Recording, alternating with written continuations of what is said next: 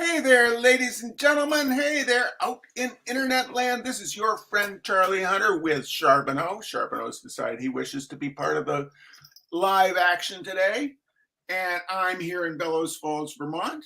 Betty Sue is down there in Austin, Texas. Charbonneau is now cleaning his chest. He just noticed an unseemly spot. Betty Sue is down there in Austin, Texas, pulling the strings and keeping us technologically on the ball. And we have a very, very special guest today, my friend Susan Abbot, who's in Marshville, Vermont. Welcome, Susan. Thank you. I'm really happy to be here, Charlie. It's great to see you again. It's been a long time. It's been a long time. With Susan and I were just reminiscing about trying to remember exactly how we first met, but we've been involved in a bunch of projects. One problem with having your cat here while you're doing a live stream is that cat hair also the cat is here and we have cat hair. But we've been involved in a bunch of kind of Vermont-centric art projects. And you're one of the most distinctive artists in the state. And I would really love to kind of delve into how you feel like you got to where you are, what your journey has been, and how you choose to approach what you do. So how'd you get here? Susan? Well, probably like a lot of Vermonters, it was a completely impractical move here. Nobody moves here for a job.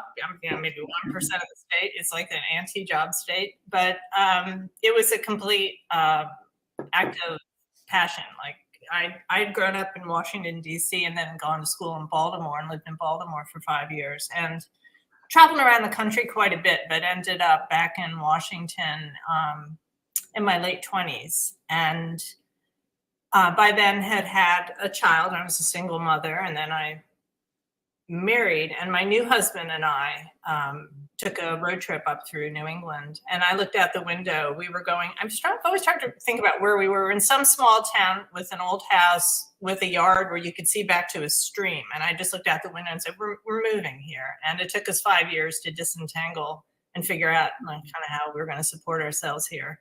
And were you being a visual artist at that time? Yeah, I was. Do you want that origin story? Yeah. Well, when you hear podcasts and people ask that question, usually almost everybody says as a kid, I drew and I painted and I made stuff. I mean, that seems like common. And then there's sort of a divergence between the people who grew up in families that, maybe had art books around and art supplies and those that found nurturing, outside of the home. And I'm in the first group. My dad had gone to Cornell and studied painting and spent time in New York. And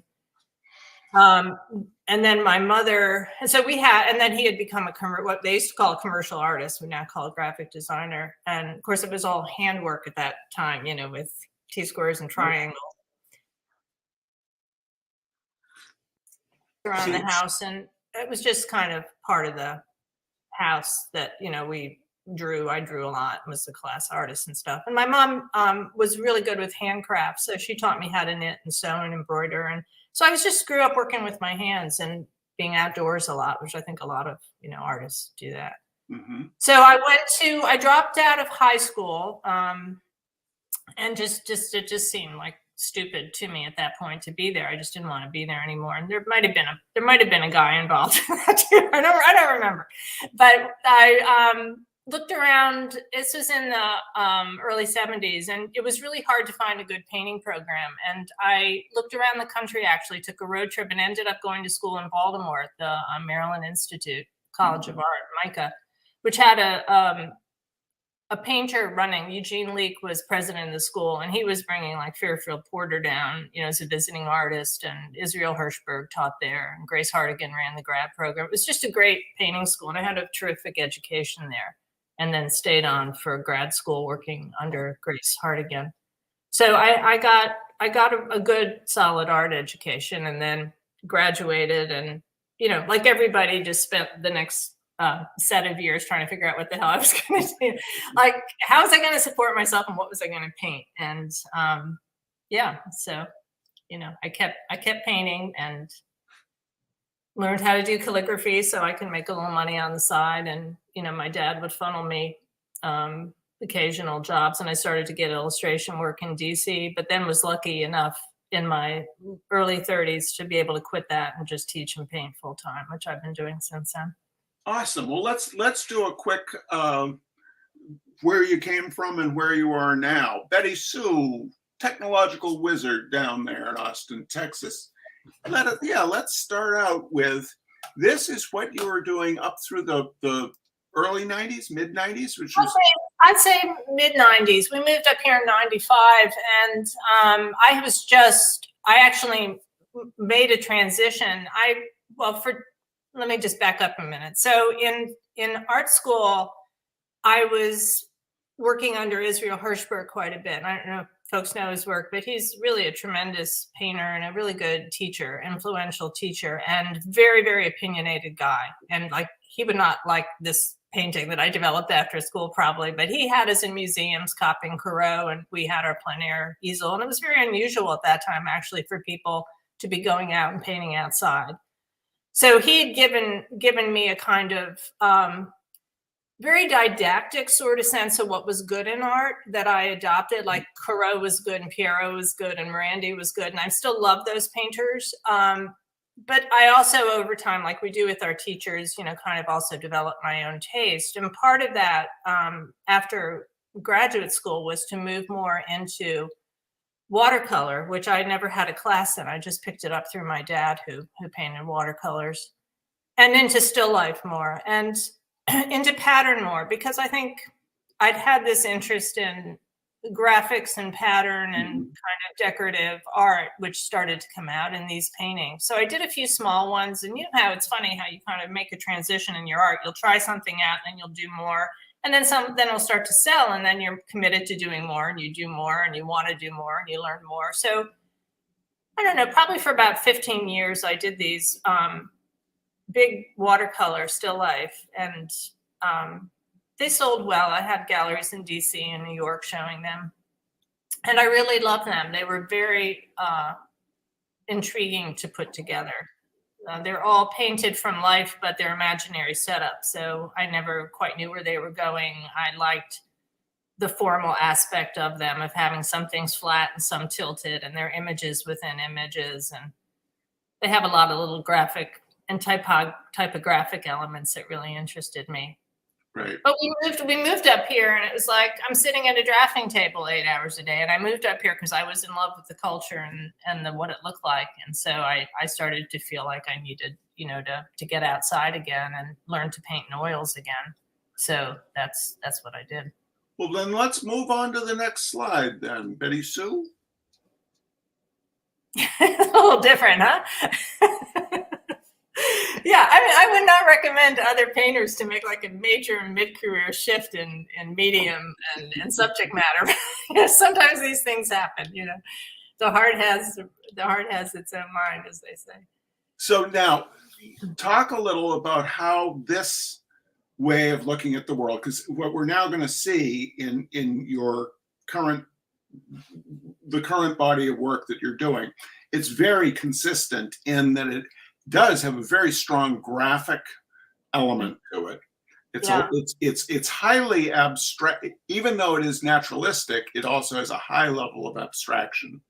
It's there's a lot of kind of a view from roadways, which would tend to make me think that you're working from, oftentimes are working from photos. So if there are any that are originally from plein air painting studies that are studio pieces as opposed to photographic source material, I'd love to hear about that.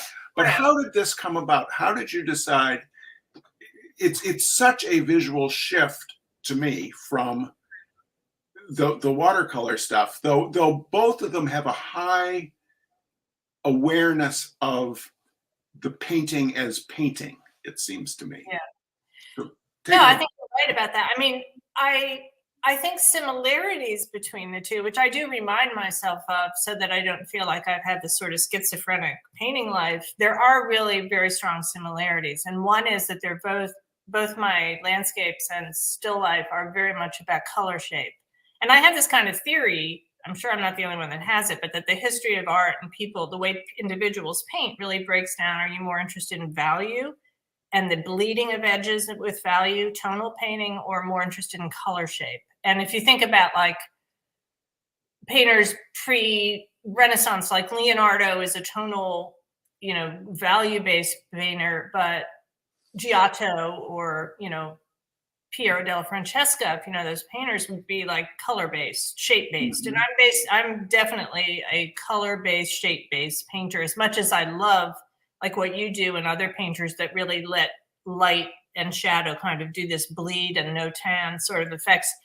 My mind doesn't really work that way. And I think my watercolors were very much about shape and color and had a really strong design element, and so do my oils. And both have a lot of invention, even though there's a kind of photographic. You're right, I did use a photographic source and often do, but it's mainly for getting the shapes and kind of getting that moment of composition. And then I always work from black and white references, and I make up the color, I edit really heavily. So a lot happens in the studio away from, once I get the image down through gridding up. I like to grid up and do a value based underpainting. So early on, everything's burnt sienna and blue. I let that dry, and then I start working with color. Really? Oh, I never knew that. That's fascinating.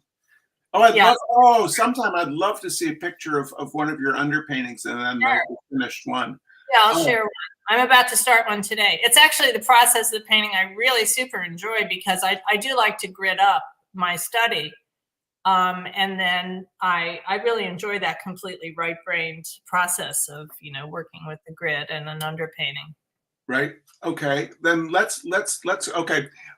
Nostalgic modernist asks, could you explain what is meant by value versus shape color? Well, I think she has, to a degree. And just is it okay if I just call you nostalgic modernist? Yes. Okay. No, not you, Susan. You're not nostalgic. You're sort of that way too. Modernist. But nostalgic modernist. What I do a lot is I get the illusion of photographic, of almost photographic, by losing edges a lot. Look at Susan's work and you'll see that it's really what she's thinking about is contrasting blocks of color.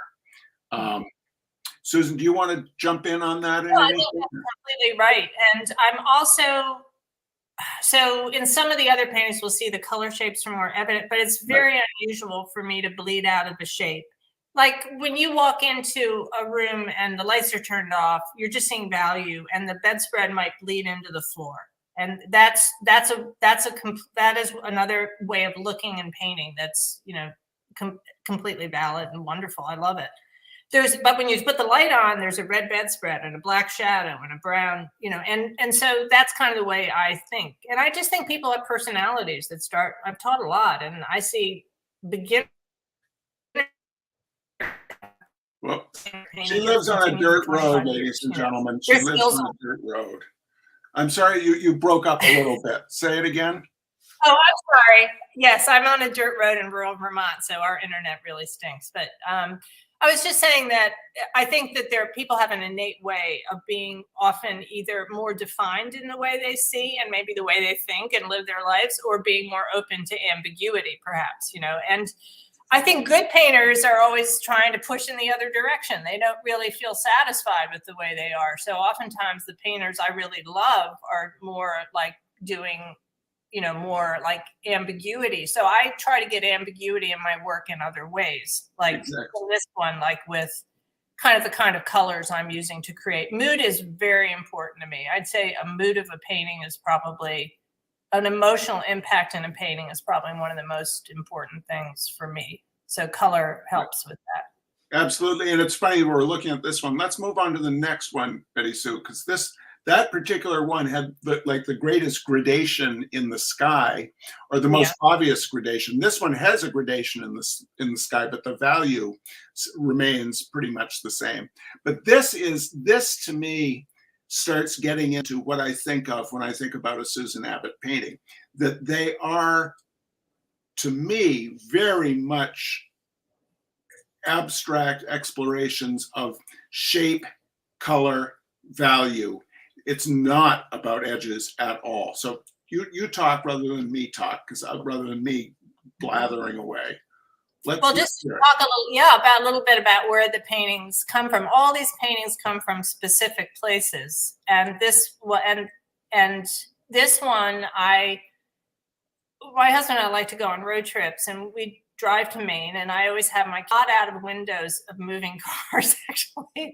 And like 1 out of every 500, I'll think, wow, that's interesting. And I'll go back, and I often will say, stop and turn around. And I have my sketchbook, and I'll go back and do, by the side of the road, do some quick drawings just to kind of get, and they're always starting with a format. Like, I'm not drawing the shed, I'm drawing these shapes within a square or within a rectangle. And then when I'm back in my studio and I go through photo references in my sketchbooks, I'll find, maybe 1 out of 500 images that'll grab me, and I'll print the photo out in black and white. And that's pretty much the last time I look at the photo. And then from there, I often will paint on top of the photograph and completely change the color, so that right from the beginning, I'm using the shapes, painting some shapes out, simplifying shapes, and inventing color.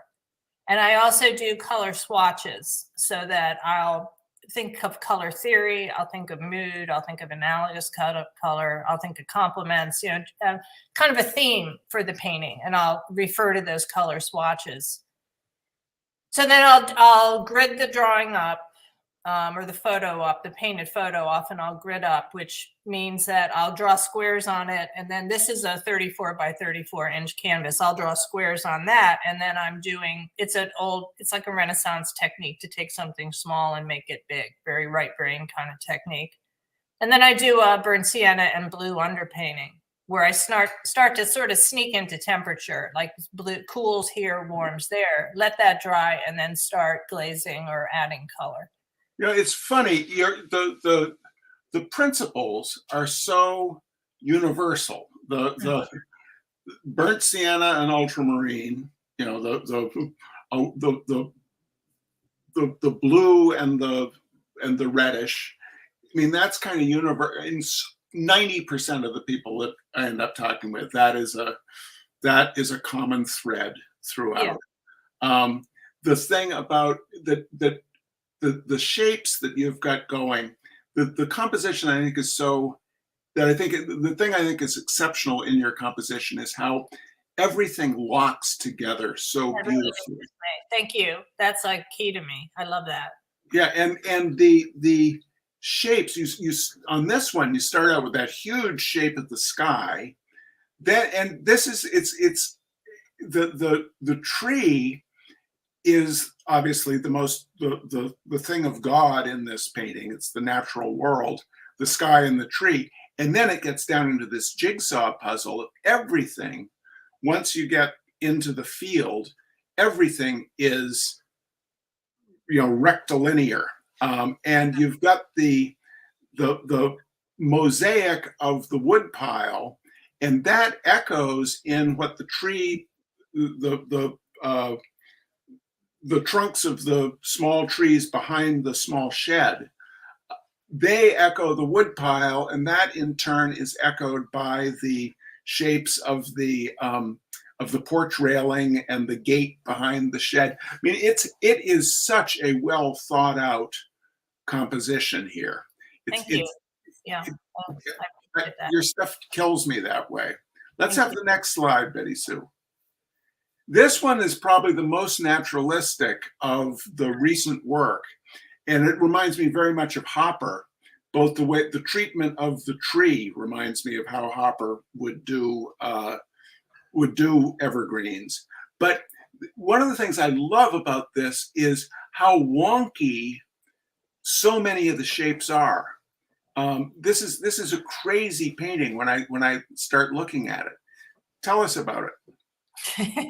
Well, like a lot of my paintings, it's something I saw from the car. This is actually a road near me that takes me into Montpelier, which is our closest town. And I just loved, it's often these dark shapes that really grab me, like that dark shape of the truck, the dark shape of the barn. So I just pulled over and did some sketching, took some photos, and it sort of sat in my head for a number of years. This is small. This is a 12 by 12 inch. So I wanted to do a series of like 6 12 by 12 inches. There were also ways I could work out ideas for bigger paintings. And the same thing, I started with an underpainting. I kind of threw out the color this has more naturalistic color in terms of the trees. But like even the mountains here, the mountains are really blue here. Like one thing I want to say is that a lot of naturalistic color is not really accurate color either. There's crazy color in nature. And I think painters often, it's all coming out of our heads. And people that work more in earth colors, they're imposing a kind of color idea on the landscape too. And so my color really is often, to me, feels very accurate. It doesn't really feel that heightened. This I would say is pretty accurate color. Mm-hmm.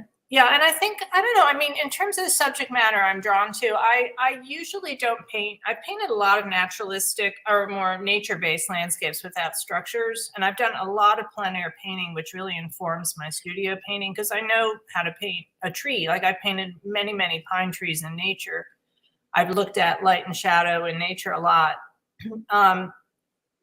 But I really gravitate more to the human-built and structures and landscape, and also the way people live here. Like just people work here, they work with their hands. We do a lot for ourselves. People in the country everywhere do a lot for themselves, whether they want to or not. And that exploring that as a painter without a lot of narrative, but kind of implying a narrative in what I choose, kind of a respect for people that work with their hands or that live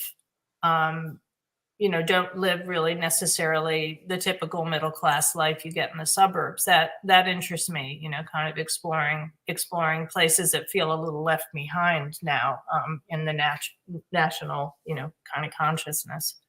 Mm-hmm. Let's in a purely painterly examination of this, things I think are really interesting is the graphic push that you've got in the lower part of the painting. The truck is pointing to that mid-left. The road is obviously heading that way. The lawn is heading that way. And then on the upper third of the painting is everything's pushing the other direction. Yeah. It's a really dynamic and then the trees at this slightly strange angle. And then if you look at the picture plane, the planes of the house and the barn, they are not naturalistically rendered. I mean, they're kind of a jumble of the house is slightly cattywampus. And I feel like that's very deliberate. They so often are here. That's true. I wanted it to feel off, this painting to feel off kilter, just because, and you're really are observant about looking at paintings, because all this stuff you're talking about, I am thinking about that. I'm really love that aspect of opposing forces and the movement of paintings. I just find so interesting, to look at and to work with.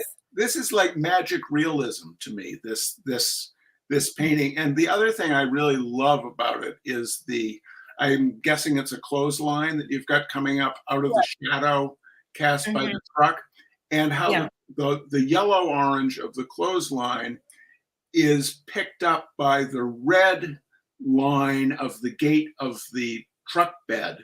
I mean, there's so much going on in here that when you look at it, it's nominally you're talking about the narrative or the story that the respect you have for people scraping out a not terribly easy existence up here. But then what you've got going on visually is so sophisticated. I think it's so sumptuous to look at your work.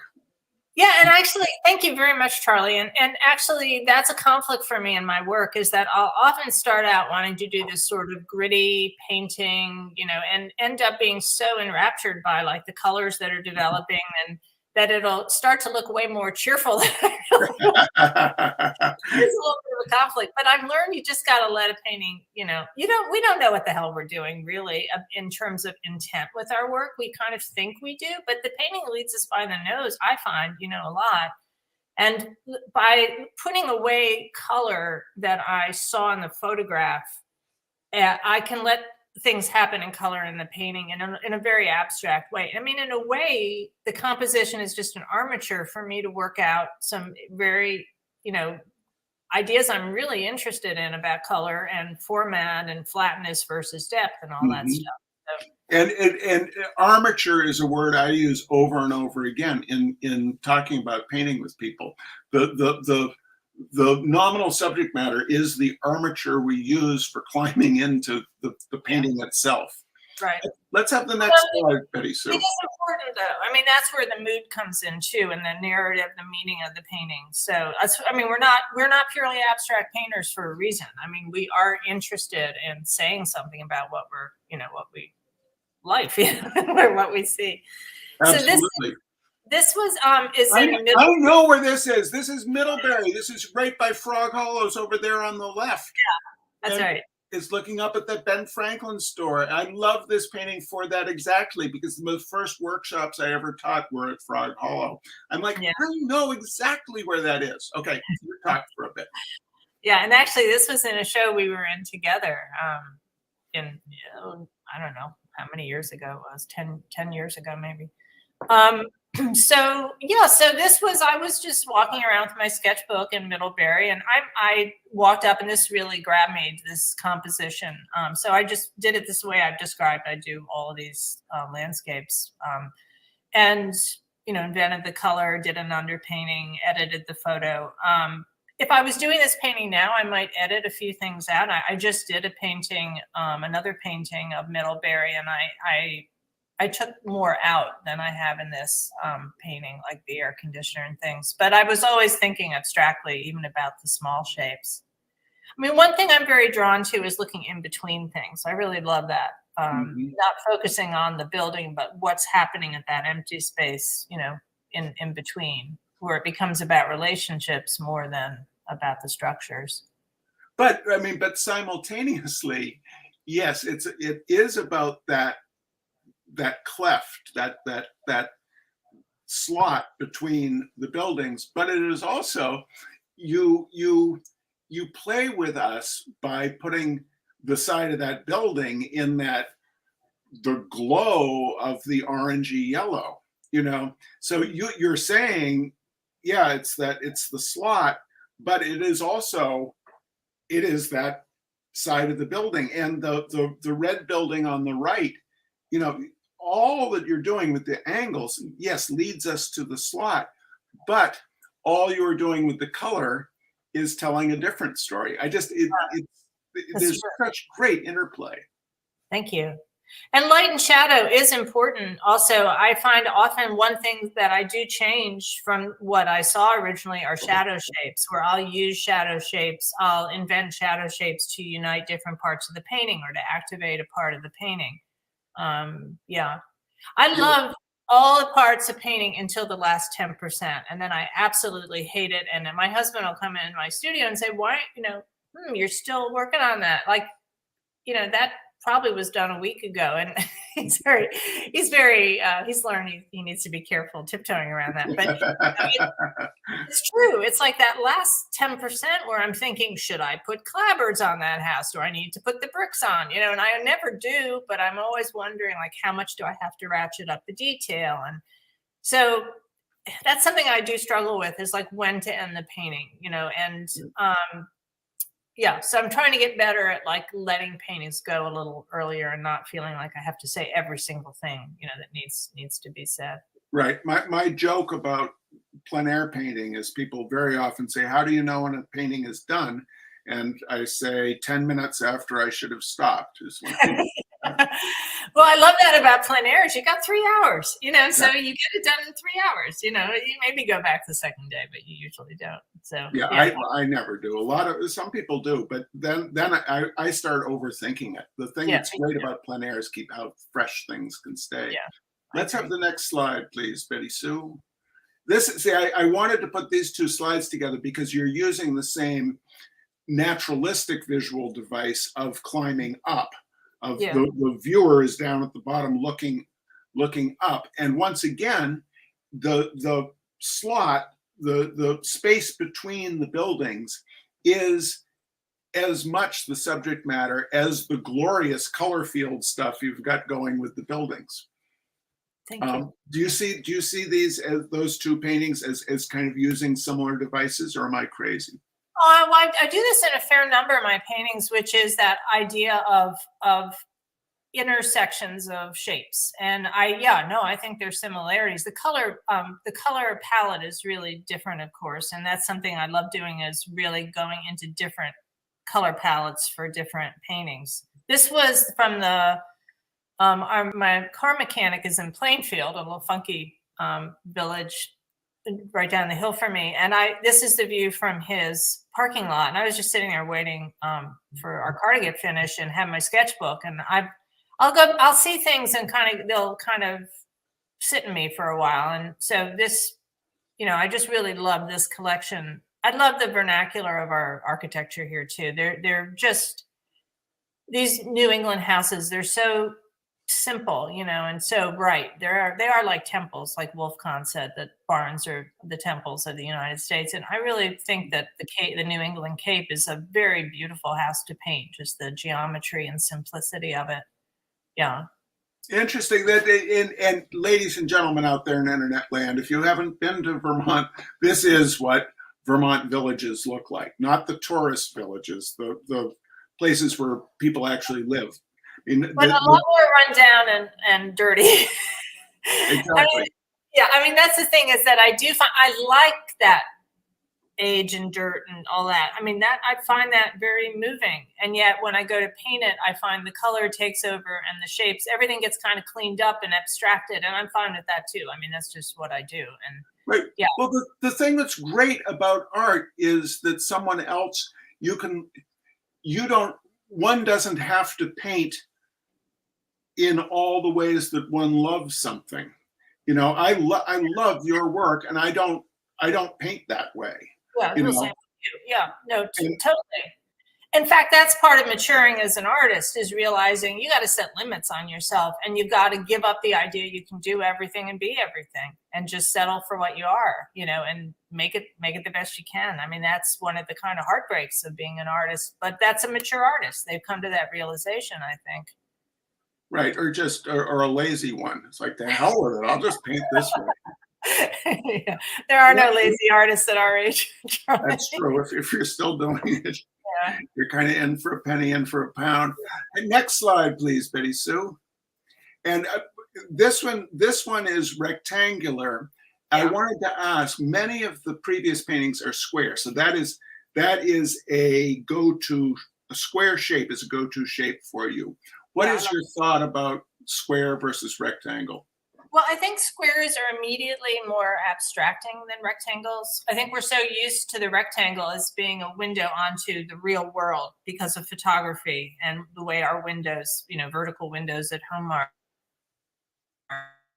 And we're immediately aware that you're looking at a painting. It's it feels like a more artificial kind of format to me that tends to flatten shapes out more, which interests me.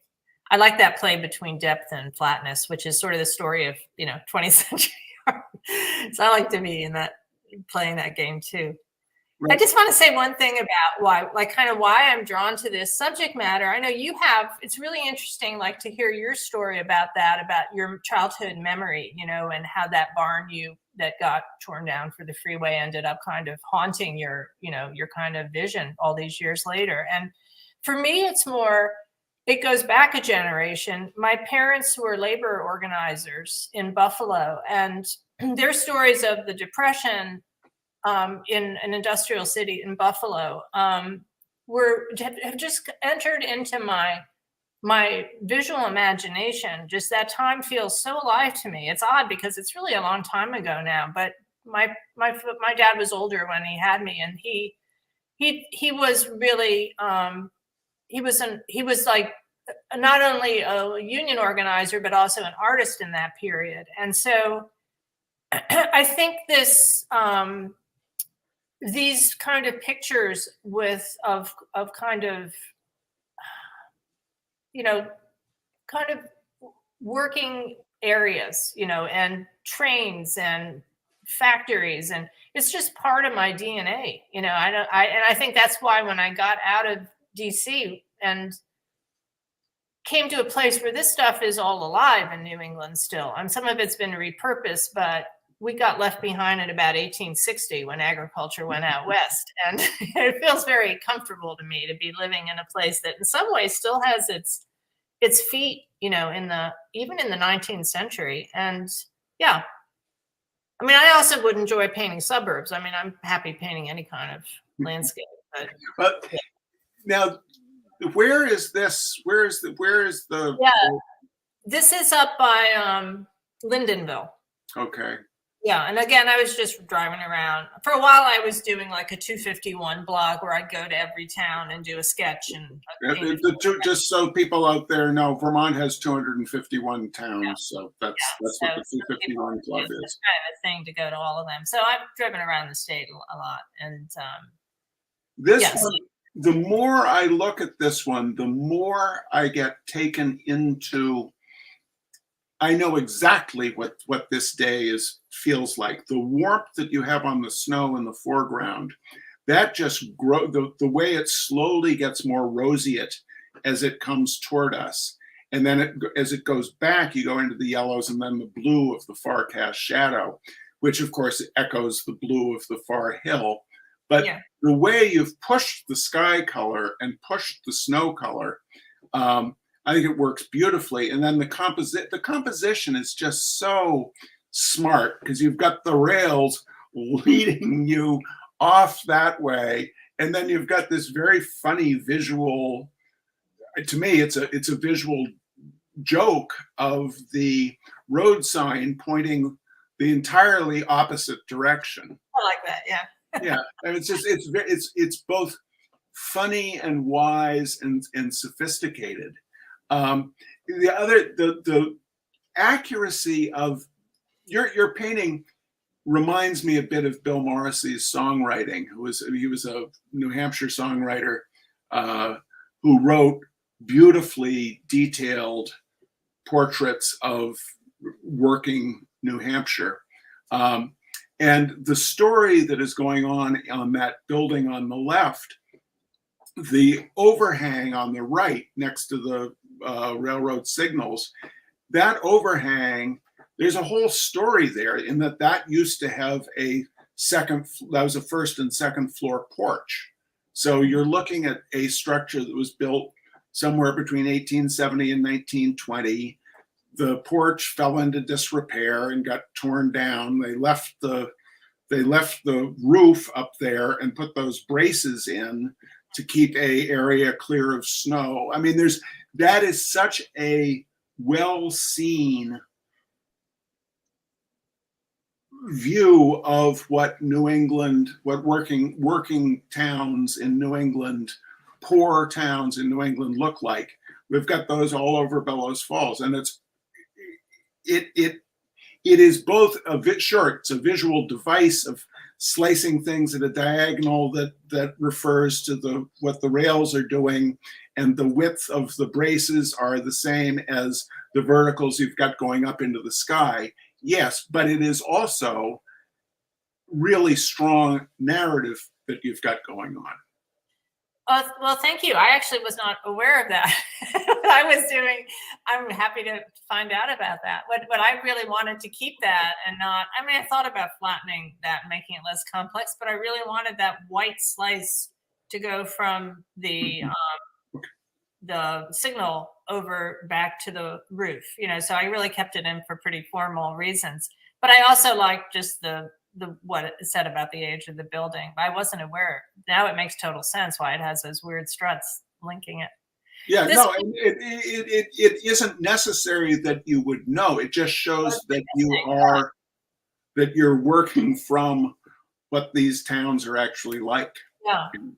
Yeah, and this painting, this is another good example of a painting that completely changed, other than the structure of the shapes, and even some of those got erased or added in the couple weeks of doing the painting, because I thought it was going to be kind of dreary in a really emotive sort of way, you know, like with a lot of neutral color. And then as I kept working on it, I started to think, yeah, yellow sign, I'll put some violet behind it. And then that led me to other linked colors. And then the sky was a late addition. It was all kind of gray before, and I liked it like that too. But I one day, I think I was just sort of an act of frustration. I came in with that sky, and that little slice of yellow related to the sign on the left. So I reached the point where I thought, I'm not going to touch this. I'm done with this damn thing. Yeah. But I don't want. It relates both to the sign on the left and the light, the last bit of light that we see as the railroad tracks curve out of sight. Yeah. You've got. Yeah. Yeah, I just want to emphasize that I don't know where these paintings are really going to go in the beginning. Like, I think I do, but they go through a lot of changes in the course of painting them and trying to figure out, like, I'll put something down. You know, you guys that paint know this. Like, it's not a straight shot at all. And there's indecision and changes, and that's what makes it, you know, I try to remind myself that that's what makes it a wonderful, you know, living thing to do a painting. If you knew right from the beginning. Right. If you knew right from the beginning, then it's not an exploration. Then it's shtick. Then it's making it. Yeah, people do paint that way, I think, but you know, I'm struggling more than that. Right. Let's. I think that's the last slide. So let's just go to having our big heads up, and we'll chat for a minute and then say goodbye. Yeah. But your work, I just love how it works so well, both as abstract color stuff and as a picture, a deeply felt view of this landscape where we choose to live. Thank you. That's kind of what I'm after. So it's wonderful to feel like it connects with you that way. So what do you got coming up? What do our viewers need to know about the Susan Abbot gestalt? Well, I'm having 2 shows coming up in the next couple, this spring and summer. So I have a spring show at Edgewater Gallery, lovely gallery in Middlebury, in May, and then a show in Maine at the gallery at Somes Sound, which is at Mount Desert, and that'll be in August. And I've got I do teach. Many of my upcoming workshops are full, but if you go to my website, you'll see what's up there. And the best thing to do for those of you interested is join my mailing list at my website, because I send a newsletter out about 4 times a year. So I'll let you know about shows and workshops and such like that. Awesome. Well, thank you for spending a little time with us today. It's a delight always to see you, and I find your work just inspiring. So, well, same for me, for you. And I really want to thank you for looking so carefully at the painter's work that you interview, because it's you really have a perceptive eye and you're articulate. And it's just a thrill to have somebody talk about our work with so much knowledge. I'll tell the cats that, because they think I'm full of hooey. So anyway, thanks so much, Susan, and we'll see you all later. See you all next week. Bye-bye. Bye.